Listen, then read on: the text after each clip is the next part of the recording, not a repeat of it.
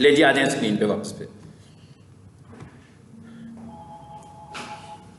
पहले हमने ये देखा था कि वेबसाइट हमने बनानी है, ठीक है ना। हमने बात कहाँ से शुरू की थी कि हमने वेबसाइट बनानी है, और वेबसाइट के मैंने आपसे कहा था कि हमारे पास दो मॉडल्स हैं। एक हमारे पास CMS वाला मॉडल है जिसे हम बोलते हैं कंटेंट मैनेजमेंट सिस्टम, और वो हमारे पास वर्डप्रेस टाइप का है, विक्स टाइप का है, शॉपिफाई टाइप का है, यानी वो CMS बेस्ड होता है। उसमें हमें कोडिंग नहीं करनी है, बल्कि वो ग्राफिकल इंटरफेस होता है, और वहीं पर जाकर हम चीज़ें ऐड करते हैं और रिमूव करते हैं, ठीक है। और एक मॉडल जो हमारे पास है वो कोडिंग वाला मॉडल है, जिसमें HTML की भी हो सकती है, CSS की भी हो सकती है, PHP की भी हो सकती है, और मिक्स कोडिंग होती है। लेकिन जब हम SEO के हवाले से बात कर रहे होते हैं तो वो जो सी कोडिंग मर्जी हो, SEO के लिए हमें CSS में कुछ नहीं करना, SEO के लिए हमें PHP में भी कुछ नहीं करना, SEO के लिए हमें उसमें सिर्फ वो देखना है जो HTML वाला पार्ट है। और जब हम CMS की बात कर रहे होते हैं तो CMS में भी हम यही कहते हैं कि भाई फ्रंट एंड पे तो ग्राफिक्स हैं, लेकिन बैक एंड पे उसके भी कोडिंग ही चलने लगी हुई है। तो इसका मतलब है उसके बैक एंड पे भी हमें चीज़ें HTML और PHP कम्बिनेशन की नज़र आती हैं।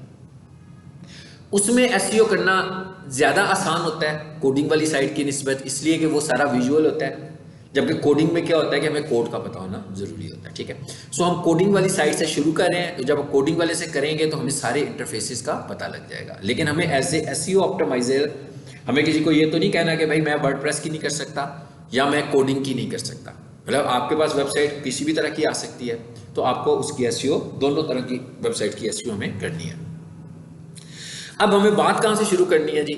हम ये कह रहे हैं कि हमारे पास एक वेबसाइट है, तो बेसिकली जो वेबसाइट है, वेबसाइट का एक होम पेज होता है। अब वो जो होम पेज है वो तो वेबसाइट का होम पेज है ना, लेकिन असल में वो क्या है, एक HTML फाइल है। तो हम ये देख रहे हैं कि भाई HTML फाइल हमने किस तरीके से बनानी है। तो यहां से मैं आया हूं और मैंने क्या खोल लिया जी, नोटपैड खोल लिया, ठीक है। अभी फिलहाल इनिशियल स्टेज में आप सबने नोटपैड खोल लेना है। अब ये इसका स्ट्रक्चर अब हम देखने जा रहे हैं।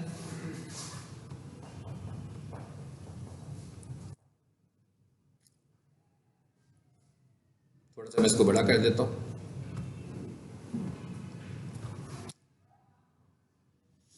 और ये इसका स्ट्रक्चर है।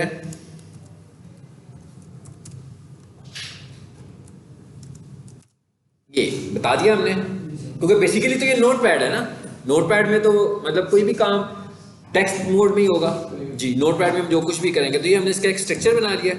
अब इसका स्ट्रक्चर क्या होता है? इसका स्ट्रक्चर ये होता है, हेड, और ये क्या है, बॉडी है, ठीक है जी। वेबसाइट SEO के हवाले से जो हमारी डिक्लेरेशंस होती हैं, SEO के हवाले से हमारी जो डिक्लेरेशंस होती हैं या जो हमारी डेफिनेशंस होती हैं, वो सारी हेड में हमें नजर आ रही होंगी। और जो हमारी वेबसाइट है, जो हमारा पेज है, वो हमें कहाँ नजर आ रहा होगा? वो बॉडी में। यानी आप जो वेबसाइट को खोलते हो तो आपको स्क्रीन पर एक वेबसाइट नजर आ जाती है, तो वेबसाइट की बॉडी में होता है पेज हमारा। लेकिन उसकी जो डिक्लेरेशंस हैं हमारी, जैसे मैं कहूँगा वेबसाइट का टाइटल, तो वेबसाइट का टाइटल कहाँ है हमारे पास? हेड में है। वेबसाइट की डिस्क्रिप्शन कहाँ पर है हमारे पास? हेड में है, ठीक है। सो अब हम यहाँ पर आए और यहाँ पर आकर मैंने एक और टैग यूज किया, टाइटल भी लगा दिया जी मैंने। और यहाँ पर मैं लिख लेता हूँ बेस्ट कॉलेज इन लाहौर जी। बंद कर दे।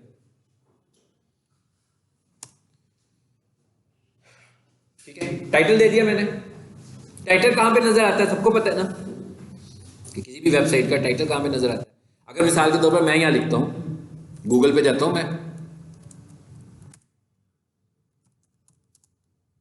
और यहाँ आकर मैं कुछ सर्च करता हूँ, लिखता हूँ, वही लिखता हूँ जो मैंने टाइटल लिखा है, हाँ, बेस्ट कंप्यूटर कॉलेज लाहौर भी लिखा था मैंने वहाँ। चलो जी, लिख दिया मैंने। अब अगर नीचे आए,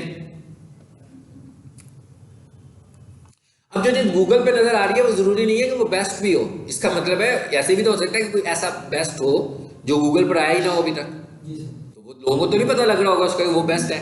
हालांकि बेस्ट वो भी है। सो इसका मतलब है ये वो चीजें दिखाएगा जो इसके पास है, जो इसके पास डाटा अवेलेबल है। यानी इसका मतलब ये नहीं है कि जो नजर नहीं आ रहा वो बेस्ट नहीं है, या जो नजर आ रहा है वो बहुत ही बेस्ट है। यानी जिस तरीके से हम कुछ लिख देंगे उसी तरीके से रैंक होके नजर आ जाएगा। गूगल ने घर आकर वेरिफिकेशन तो नहीं करनी है, यानी आपके दफ्तर में भी नहीं आना। जैसे हम कहते हैं भाई यूनिवर्सिटी से एफिलिएशन लिया तो यूनिवर्सिटी की टीम आती है, ठीक है ना, मतलब कोई भी काम करें उनकी टीम होती है जो चेक करती है कि ये काम ऐसे है कि नहीं है। तो गूगल ने अपने स्टैंडर्ड्स रखे हुए हैं उनके लिए, हमें उसके स्टैंडर्ड को जैसे ही अप्लाई कर लेंगे वो समझेगा कि ये ठीक है। अब आए नीचे जरा, मैं इधर आ जाता हूं। यहां पर एक यूआरएल लिखा हुआ आ रहा है। यूआरएल का मतलब वेबसाइट का नाम लिखा हुआ आ रहा है ना जी, https://lahore.info this, ये वेबसाइट का नाम है, ठीक है। उसके नीचे लिखा हुआ आ रहा है the 10 best computer training schools in Lahore. ये इसका टाइटल है, ये वेबसाइट का टाइटल है। और टाइटल लिख रहे हैं हम सीख रहे हैं, मैं ये वेबसाइट का टाइटल है और टाइटल लिखना ही हम सीख रहे हैं। सो अब आपको टाइटल की इंपॉर्टेंस का पता लग गया। यानी अगर मैंने कोई वेबसाइट ढूंढी है तो बेसिकली जो उसका कीवर्ड था वो कहां पड़ा हुआ था, टाइटल पे पड़ा हुआ था।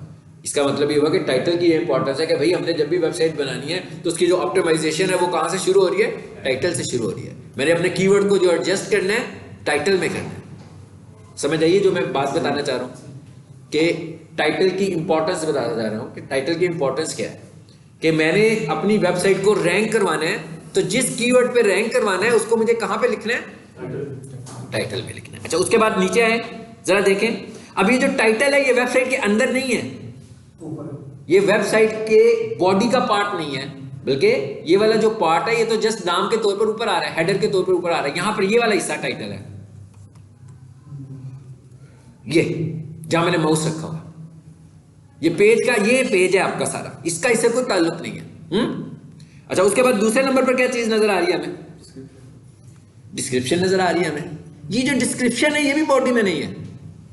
ये डिस्क्रिप्शन भी हमने कहां डिफाइन किया है, ये डिस्क्रिप्शन भी हमने हेड में डिफाइन किया है, लेकिन मेटा डिस्क्रिप्शन में जाकर ये हमने डिस्क्रिप्शन लिखी है। सो इसका मतलब क्या हुआ, मैं बताना क्या चाह रहा हूं कि जो हेड वाला पार्ट है बेसिकली ये एसईओ से रेलिवेंट डेफिनेशंस हम कर रहे हैं या एसईओ से रेलिवेंट डिक्लेरेशंस हम कर रहे हैं अपने लिए, जो हमारे लिए जो इसकी इंपॉर्टेंस है। बाकी जो डेवलपर है उसके लिए इसकी कोई और इंपॉर्टेंस है, वो तो बना रहा चीजें ना, वो जो जो चीजें बना रहा होगा, जो वेरिएबल्स डिक्लेयर कर रहा होगा, वो यहाँ पर जो क्लासेस बना रहा होगा वो सब यहाँ पे लिख रहा होगा। लेकिन हमारे काम की अभी हमें दो चीजें नजर आई हैं यहाँ पे, ऐसे ही है। अच्छा, यहाँ पर ये भी लिख लेते हैं जी,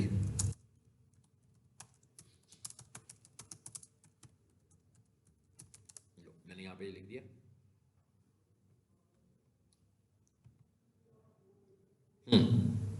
अब आप देखें, जल्दी से देखें ताकि हम आगे बढ़े। URL, title, description and picture, ऐसे ही है। ये इन 1 2 3 4 ये 4 एलिमेंट्स नजर आए हैं मुझे यहाँ पे।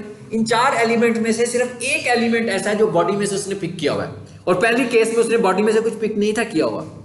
दूसरे केस, इस केस में उसने किया हुआ है कि इसकी कोई अच्छी इमेज, ऑप्टिमाइज्ड इमेज भी उसके पास है। अच्छा, अच्छी इमेज का मतलब ये नहीं है कि उसकी रेजोल्यूशन, क्वालिटी, कलर्स। अच्छी इमेज का मतलब ये है कि अच्छी इमेज की जो डेफिनेशन गूगल कह रहा है ना, जिस चीज को वो कहता है अच्छा इमेज है, वो अच्छा इमेज है। उसका मतलब ये नहीं कि खूबसूरत है या बहुत हाई क्वालिटी के कैमरों से लिया हुआ है या बैकग्राउंड बहुत अच्छा बनाया हुआ उस तस्वीर का हमने, ये अच्छी की तमीज नहीं है। अच्छे की तमीज उसके लिए अपनी है कि भाई इमेज का नाम कैसा होना चाहिए, इमेज का साइज कितना होना चाहिए, इमेज की एट्रीब्यूट्स कौन से सेट होने चाहिए, ये सब मैंने कर दी है, तो उसके नजदीक ये वाला इमेज अच्छा है। ठीक है, तो अभी आपको बात क्लियर हो गई है टाइटल में। अच्छा, अब मैं जरा इसका कोड देखता हूं। किसका कोड देखता हूं? इस वेबसाइट को मैं खोलने लगा हूं, प्रोफेशनल किचन को। पहले नहीं खोला मैंने, यानी इसका मतलब क्या हुआ, गूगल से जब हम कुछ सर्च कर रहे होते हैं तो वो हमें क्या करता है, सिर्फ इंफॉर्मेशन देता है कि भाई ये वेबसाइट्स हैं जो रैंक्ड हैं, उनका डाटा डायरेक्ट नजर नहीं आता। आगे ये बॉडी है जो आपको दिख रहा है, ये सब वेबसाइट की बॉडी है। ठीक है, और इसका जो अगर मैं कहूं कीवर्ड कहां पर है, तो मैं माउस इसके ऊपर लेकर लाता हूं और लिखा हुआ आ रहा है बेस्ट प्रोफेशनल किचन इक्विपमेंट इन पाकिस्तान। और मैंने क्या कीवर्ड लिखा था, प्रोफेशनल किचन इक्विपमेंट, उस पर रैंक हुआ था। ठीक है, अच्छा, अब मैं जरा इस पे राइट क्लिक करता हूं और क्या करते हैं, हम पेज सोर्स पे जाते हैं। आगे इतने सारे कोड को देख के परेशान नहीं होना, हमें अपनी मर्जी के कोड को अंडरस्टैंड करना है सिर्फ। यानी उस कोड को, कि मेरे पास अगर किसी बंदे ने प्रोफेशनल किचन की वेबसाइट भेजी और मुझे कहा इसकी एसईओ कर दो, तो इसका मतलब है सबसे पहले मैं इसका टाइटल देखूंगा, मैं इसकी मेटा डिस्क्रिप्शन देखूंगा और मैं देखूंगा इसमें फेविकॉन लगा हुआ है कि नहीं लगा हुआ। फेविकॉन का क्या मतलब होता है, ये तस्वीर नजर आ रही है आपको, ये तस्वीर जो है ये फेविकॉन इमेज है, ठीक है। इन तीन चीजों को मैंने अभी यहां रिकॉग्नाइज करना है मैंने, और कुछ रिकॉग्नाइज नहीं करना। तो सबसे पहले देखते हैं जी कि क्या ये तीन चीजें मुझे नजर आ रही हैं। यहां पर मैं इसका जूम थोड़ा सा बड़ा कर देता हूं फिलहाल कोड को रीड कराने के लिए आपको। आप खुद ही रिकॉग्नाइज कर लेंगे। फिलहाल सिर्फ तीन चीजों को हमें देखना है। ये देखें, ये क्या है, meta name equals to description. ये वाला टैग हमें पता होना चाहिए। यानी आपको मेटा डिस्क्रिप्शन और टाइटल, इसको मैं यहां से उठाता हूं, कॉपी करता हूं और अपनी नोटपैड में ले जाता हूं। यहां पर भी अब वही लिख लेते हैं, बल्कि उधर से उठा लेंगे, पहले इसको हम यहां पे कर देते हैं। चलो ठीक हो गया। ये एक लाइन में नजर नहीं आ रहा, मैं इसको प्रोफेशनल के बाद एंटर करता हूं तो इसको मल्टी लाइन कर देता हूं ताकि मुझे एक ही स्क्रीन पे नजर आए। यानी ये एक टैग है मेटा और नेम इक्वल्स टू डिस्क्रिप्शन। बस इसकी बात यही है कि भाई आप एसईओ पे काम कर रहे हैं, आपको इसका पता होना चाहिए। आप जो टाइटल है वेबसाइट का वो लिख सकते हैं 60 to 70 कैरेक्टर्स, और आप मेटा डिस्क्रिप्शन जो अपनी लिख सकते हो वो 160 to 170 कैरेक्टर्स। नाम से अंदाजा हो रहा है कि टाइटल क्या है, हेड है, हेडिंग है, और मेटा डिस्क्रिप्शन क्या है, उसका कंटेंट है। लेकिन ये वो कंटेंट है जो बॉडी में नहीं है। ये अगर ये बॉडी में नहीं है तो फिर इसका काम क्या है, सोचने वाली बात तो है। फिर ये क्यों है, मतलब हम तो ये कह रहे हैं जो चीज बॉडी पे है वो नजर आ रही है, तो इसका क्या काम है। असल में हमने अपनी वेबसाइट को रैंक कराना है, तो वेबसाइट को रैंक यूजर्स ने तो नहीं करना, वेबसाइट को रैंक गूगल ने करना है। और गूगल ने अपना एआई सिस्टम की मदद से हमारी वेबसाइट को अंडरस्टैंड करना है कि ये वेबसाइट कैसी है। अपने आर्टिफिशियल इंटेलिजेंस सिस्टम से उसने इसे समझना है। उसके लिए उसने अपने क्राउलर्स को भेजना है। सबसे पहले क्या आएगा, क्राउलर आएगा। उसका एक सर्वर है जो क्राउलर की इंफॉर्मेशन इकट्ठी करके लेकर जाता है, एक सर्वर है जो इंडेक्सिंग की इंफॉर्मेशन अपने पास रखता है। और फिर इन दो इंफॉर्मेशन की बेस पर आप रैंक होते हैं और गूगल पे नजर आते हैं। उन्हीं सर्वर से डाटा निकल रहा होता है। सबसे पहले वो आया, क्राउल करने आया। क्राउल करने का मतलब क्या है, इसकी अगर मैं आपको मिसाल दूं, मैं मिक्स कर रहा हूं पिछला लेक्चर और आज का लेक्चर मिक्स हो रहा है, ठीक है। क्राउलर की एग्जांपल क्या है, क्राउलर की एग्जांपल ये है कि मिसाल के तौर पर जैसे आप सब लोग बैठे हुए हैं यहाँ पर, ठीक है। सो मैं ये कहता हूँ कि मैंने आप लोगों की ना रैंकिंग करनी है और 20 दिनों के बाद मैंने आप सब स्टूडेंट्स को रैंक करना है। तो मैंने देखना है कि भाई नंबर 1 कौन है, नंबर 2 कौन है, नंबर 3 कौन है, नंबर 4 कौन है, ठीक है। अब जरूरी नहीं है कि ये जो पहली 10 पोजीशन है वो आप में सबको मिल जाएं, ये भी जरूरी नहीं है, ठीक है। हो सकता है मिल जाएं, ये भी हो सकता है कि सिर्फ पहली 3 पोजीशनों पर बंदे रहें, बाकी पोजीशन का कोई बंदा ही ना हो, चौथी पे मुझे मिले ही ना। ये क्या बात हुई। हालांकि स्कूल में जब नंबर आते हैं तो चौथी पे कोई ना कोई तो होता है, चाहे वो फेल वाला ही हो, होता तो है ही है ना चौथी पर। लेकिन अब हम अपने केस में कह रहे हैं कि हम रैंक उस वक्त करेंगे जब हम फैक्टर्स को फॉलो कर रहे होंगे। अब मैं ये कह रहा हूं कि भाई ये जो फैक्टर है वो क्या है, मतलब मैं जो क्राउल कर रहा हूं, मैंने क्राउल का कुछ स्टैंडर्ड बना लिया पहले, ठीक है। क्राउल का स्टैंडर्ड मैंने क्या बनाया, क्राउल का स्टैंडर्ड मैंने ये बनाया कि भाई सब लोगों ने 5:30 पे क्लास पे आना है, ठीक। उसके बाद सब लोगों ने जब क्लास में आना है तो मोबाइल को स्विच ऑफ कर देना और उधर साइड पर रख देना।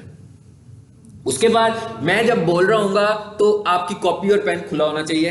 तो आपको कोई चीज़ ऐसी लग रही हो, फॉर एग्जाम्पल जैसे मैं ये कह रहा हूँ कि वीडियो रिकॉर्डिंग तो है, लेकिन कोई टॉपिक हो, जैसे आप मेरे टॉपिक्स को नोट करते जाएं ताकि घर जाके सुने तो समझ तो है ना किस टॉपिक के मतलब बात हो रही है। इस तरह के मैंने 6-7 और स्टैंडर्ड बना दिए। तो सपोज कर ले मेरे इस तरह के कोई 15 स्टैंडर्ड बन गए। उसकी बेस पर मैं आपको क्राउल करना शुरू हो गया।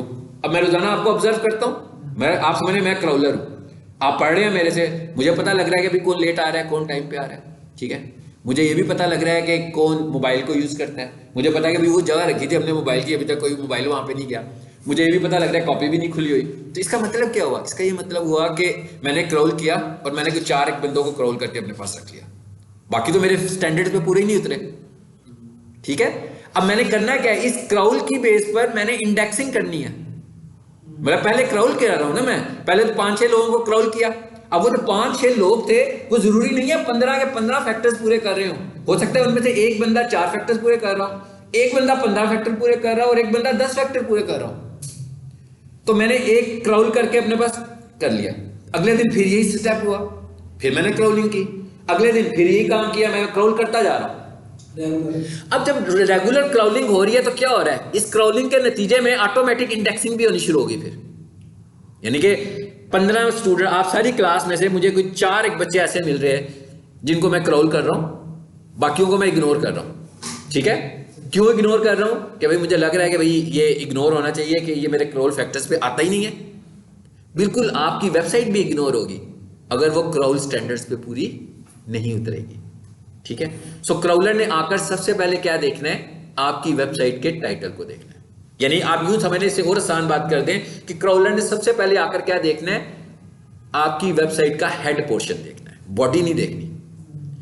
यानी उसने क्राउल हेड में से करके ले जाना है सब कुछ। ठीक है, हेड में से करेगा, बॉडी पे भी जाएगा, लेकिन हेड से शुरू करेगा और हेड की इंफॉर्मेशन को फिर वो सर्प पर दिखाएगा, सड़क पर नहीं, सर्प पर। ठीक है, मुझे सड़क ना लग रहा हो आपको, मैं कह रहा हूं सर्प का क्या मतलब होता है, सर्च इंजन रिजल्ट पेज। ठीक है ना, सर्च इंजन रिजल्ट पेज पे दिखाएगा। वही जो आप मोबाइल से खोल लेते हो, गूगल क्रोम खोलते हो, वो कुछ भी लिखते हो तो नीचे लिस्ट आ जाती है सारी चीजों की, दैट पेज इज कॉल्ड सर्प। ठीक है, उसे हम बोलते हैं सर्च इंजन रिजल्ट पेज। तो वहां पर वो उसको दिखा देगा। सो ये क्राउलिंग है।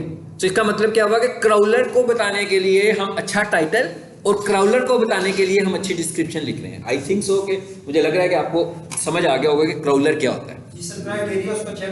उसने करना है, उसके बाद उसकी इंडेक्सिंग होनी है। यानी इसका मतलब क्या हुआ कि आपकी वेबसाइट आपने बना ली और आपने कहा भाई डन, बन गई पूरी की पूरी, एसईओ भी हो गई।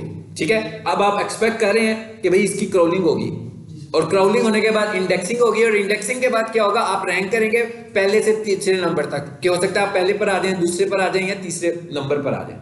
तो इसका मतलब है कि आपने अच्छी एसईओ कर ली according to Google standards. According to Google standards, बिल्कुल। जैसे क्लास में मैं कह रहा हूं ना कि मैं 2 महीनों के बाद बताऊंगा कि भाई ये वाला स्टूडेंट नंबर 1 पर था। ठीक है, तो वो मेरे स्टैंडर्ड के मुताबिक चला है तो है। अब वो मेरे स्टैंडर्ड है, हो सकता है कि उससे किसी को इख्तिलाफ हो, लेकिन अगर वो यहां पर बैठा हुआ तो मेरे स्टैंडर्ड के मुताबिक चलेगा कि मैंने जो स्टैंडर्ड बना दिया। तो हम गूगल पे रैंक करना चाहते हैं तो हमें कुछ भी हो, जितने मर्जी इख्तिलाफात हम कर लें, स्टैंडर्ड हमें गूगल का ही लेकर चलना है। ठीक है, गूगल के स्टैंडर्ड्स में क्या चीज है कि भाई टाइटल आपका बहुत अच्छा होना चाहिए, ऑप्टिमाइज होना चाहिए, 60 से 70 कैरेक्टर्स का होना चाहिए। गूगल का स्टैंडर्ड क्या है कि आपकी डिस्क्रिप्शन जो है वो 160 से 170 कैरेक्टर्स की होनी चाहिए और इसमें आपका कीवर्ड होना चाहिए और कीवर्ड रिपीट भी नहीं होना चाहिए, वंस कीवर्ड होना चाहिए। तो ये गूगल का स्टैंडर्ड है। इसका मतलब क्या हुआ, अगर मैंने ये दोनों काम किए हैं तो मैंने गूगल को सेटिस्फाई कर दिया इस पार्ट तक। गूगल का ये स्टैंडर्ड है कि आपका कंटेंट यूनिक होना चाहिए। तो मैंने क्या किया, एक वेबसाइट से कॉपी किया, पेस्ट कर दिया अपनी वेबसाइट के ऊपर। तो इसका मतलब क्या हुआ कि मैं क्रोलर को कह रहा हूं कि मैं नहीं माननी तुम्हारी बात। ठीक है, मैं वेबसाइट कॉपी कर दिया, इसका मतलब यूनिक कंटेंट नहीं है, तो मैंने एक फैक्टर उसका इग्नोर कर दिया। अगर आपका कंटेंट यूनिक नहीं है, यानी कि न्यू नहीं है, फ्रेश नहीं है, तो क्राउलर आपकी वेबसाइट को नहीं देखेगा। अक्सर लोग कहते हैं कोई ने किसी ने वेबसाइट बनानी हो, खासतौर पर डेवलपर हो, तो वो जाकर पूछते हैं जी क्या बनवाना है आपने, किस तरह की वेबसाइट होनी चाहिए। तो आगे से बड़ा आसान से एक जुमला बोल देते हैं, वो कहते हैं यार इसमें क्या मसला है, ये तो कोई बड़ी बात नहीं है, इतनी सारी वेबसाइट्स बनी हुई हैं, अब तो गूगल ने इतना काम आसान कर दिया। ठीक है, किसी की वेबसाइट खोलो, उधर से डाटा कॉपी करके तो नंबर शंबर मेरे कर देना, बाकी तो ये रख दो। इस तरह करने से वो रैंक तो नहीं करेगा, उसकी वेबसाइट बन जाएगी, वो यूआरएल बेस्ड वेबसाइट होगी। ठीक है, जैसे किसी को मैं घर का पता दूं वो मेरे घर पहुंच जाएगा। ठीक है, लेकिन कोई बंदा गूगल से कह के मैं सर का एड्रेस ढूंढ लूं, वो नहीं कर पाएगा। किसी ने आपकी वेबसाइट को आपके नाम से तो नहीं ढूंढना ना, किसी ने आपकी वेबसाइट को आपकी प्रोडक्ट और आपकी सर्विसेज के हिसाब से ढूंढना है। तो आपकी प्रोडक्ट और आपकी सर्विसेज आप अकेले दुनिया में नहीं देते हैं, वो तो और लोग भी दे रहे हैं। तो अब हम यही चाह रहे हैं कि भाई जो बाकी के जो लोग हैं उनके मुकाबले में हम ऊपर नजर आए। यही हमारी एसईओ है, यही हमारी एसईओ है। ठीक है ना, ये आखिरी जो सेंटेंस मैंने 2 बोले हैं, आप समझ लीजिए शॉर्ट सी डेफिनेशन है एक एसईओ की, कि हम ऊपर नजर आए, हम अपनी प्रोडक्ट की वजह से ऊपर नजर आए। मतलब कोई बंदा पीक सोल्यूशन ना लिखे, कोई बंदा लिखे फाउंडेशन कोर्स इन लाहौर तो पीक सोल्यूशन नजर आए, कोई बंदा लिखे digital marketing course in Lahore तो पीक सोल्यूशन नजर आए, कोई बंदा लिखे ग्राफिक कोर्सेज इन लाहौर तो पीक सोल्यूशन नजर आए। इसका मतलब है प्रोडक्ट और सर्विसेज के हिसाब से नजर आ रहा है। ये एसईओ है, ये एसईओ है। तो अगर कोई बंदा कहे जरा पीक सोल्यूशन लिख देता हूँ तो पीक सोल्यूशन तो आ ही जाएगा ना, तो ये तो वही लिखेगा ना जिसको पीक सोल्यूशन प्रोडक्ट का पता है सिर्फ। जिस बंदे को पीक सोल्यूशन प्रोडक्ट का नहीं पता वो कैसे आएगा, ठीक है, उसको तो पता ही नहीं है। मतलब मिसाल के तौर पर जहाँ जहाँ ये करीब करीब है एडवर्टीजमेंट हो रही है वहां तो चलो लोगों को पता होगा, जो पढ़कर चला गया उसको भी पता होगा, लेकिन जिसने पहली दफा कंप्यूटर कोर्स करना है उसके लिए तो पीक सोल्यूशन करना नाम अननोन हो सकता है। तो हम कह रहे हैं उसने कैसे ढूंढना है आपको, उसने आपको अपनी प्रोडक्ट के हिसाब से ढूंढना है। मतलब उसने पेल का एसी नहीं ढूंढना, उसने एयर कंडीशनर ढूंढना है, ठीक है। उसके बाद पेल के एसी भी आ सकते हैं और दूसरी ब्रांड्स के एसी भी आ सकते हैं, लेकिन उसने अपनी प्रोडक्ट को ढूंढना है या अपनी सर्विस को ढूंढना है। चलो जी, ये भी हो गया, मेटा डिस्क्रिप्शन भी हो गया। आ जाए वापस जरा यहाँ पे और यहाँ से आकर देखते हैं। मैं टाइटल भी इसका ले लूं, मैं सिर्फ अपनी मर्जी की चीजें उठा रहा हूं यहां से। मर्जी का मतलब क्या है, मर्जी का क्या मतलब है, मर्जी का मतलब ये है कि जो मुझे एसईओ के लिए चाहिए, मतलब जिनसे मैंने एसईओ करनी है, मुझे उसकी वेबसाइट से और कुछ लेना देना नहीं है। अभी तक मुझे उसकी वेबसाइट से कुछ लेना देना नहीं है। अभी मुझे सिर्फ ये देखना है, यानी मैंने काम शुरू किया है तो मुझे ये देखना है इसकी साइट का टाइटल कैसा है, मुझे ये देखना है इसकी साइट की डिस्क्रिप्शन कैसी है, मुझे और कुछ नहीं लेना देना, बस ये दो चीजें देखनी है अभी। तो टाइटल लिख दिया मैंने, डिस्क्रिप्शन भी लिख दी। तीसरी एक चीज रह गई हमारे पास, वो क्या था, फेविकॉन इमेज। फेविकॉन इमेज रहेगा ना हमारा। हाँ जी, वापस फेविकॉन ढूंढे,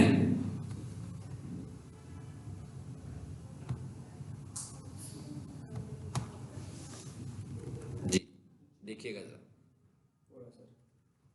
अच्छा अच्छा, यहां पर एक और चीज आ गई है नजर, उसको भी देख लें। जी जी, आ जाए। हाँ